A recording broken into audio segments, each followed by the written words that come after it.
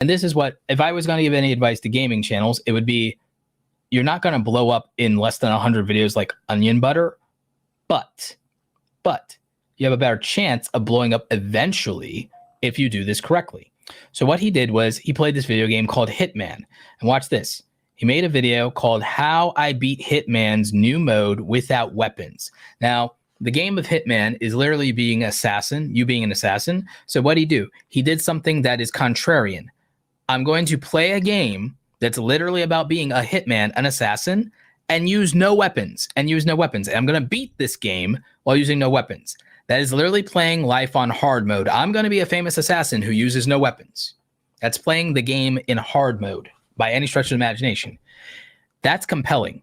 Here's and that one got 514,000 views 11 months ago. So less than a year to accumulate that. 9 months ago, 6.9 million views. How I Beat Hitman 3 Without Killing Anyone. I'm going to describe the thumbnail to you.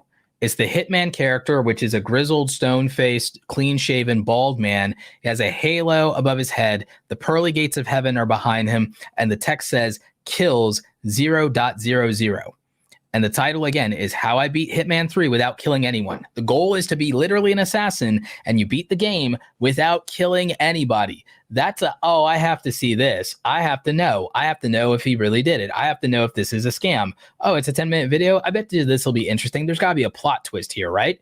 That's a compelling video. Even if you've never played the game, it's a compelling video. So 6.9 billion views in 9 months.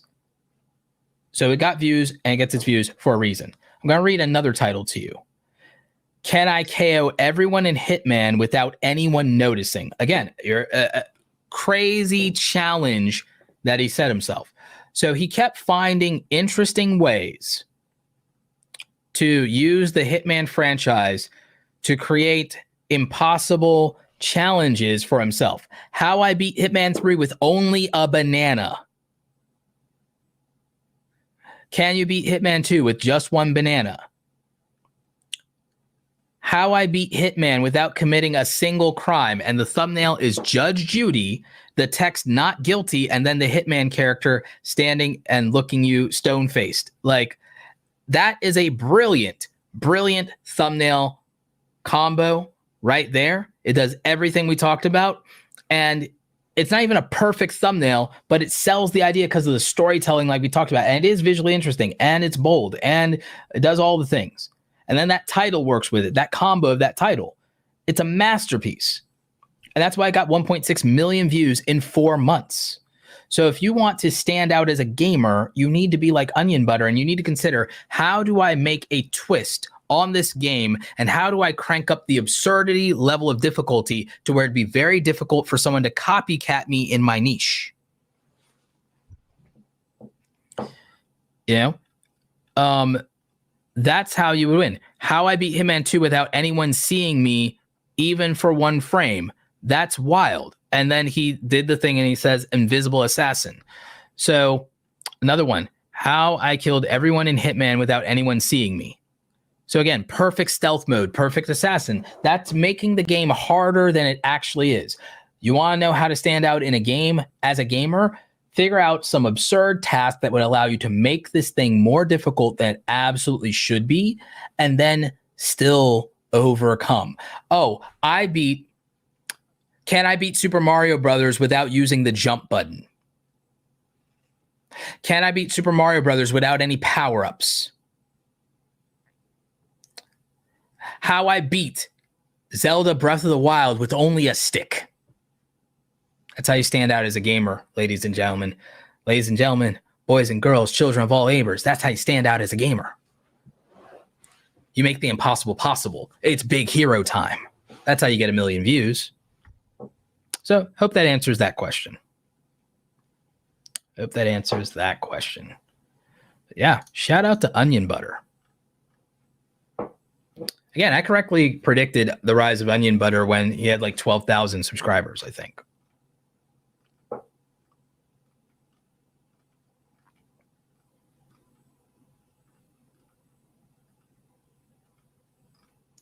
So we got a super chat from a fan of the channel, friend of the channel, Tim Simpson. So Tim says, I've talked about this before, but I'm sure others might benefit too. When life, job demands, mortgage, etc. are a barrier, what production efficiencies can people make with minimal quality compromise? Okay, so here's the deal. What people call quality is conflated with value and effort. Okay.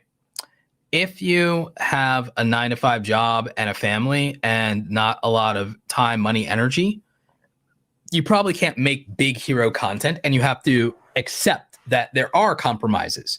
The answer is, we want to lessen those compromises, but we have to accept compromises because they're real constraints.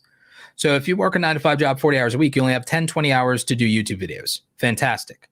You're not allowed to edit for more than 90 minutes to 2 hours on a YouTube video before you get it out.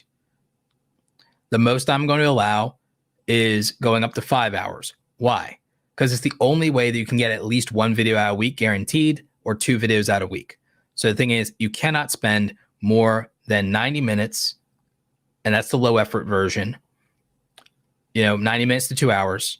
And then you can only go to mid-tier, where you can only spend 5 to 8 hours editing one single video. Why? Because you only have 10 hours to 20 hours a week to produce content, which means if you exceed that level and threshold of what you can make in your quality, then you will not be able to be consistent and put out a video every week. And that is going to make it harder, if not impossible, to grow, because the only people who can produce less than that are making exceptional quality, and they're putting in hours upon hours and hours. But their 40 or 80 hours is going to be what for you would take 500 or 1,000 hours, because they probably also have a higher level of skill.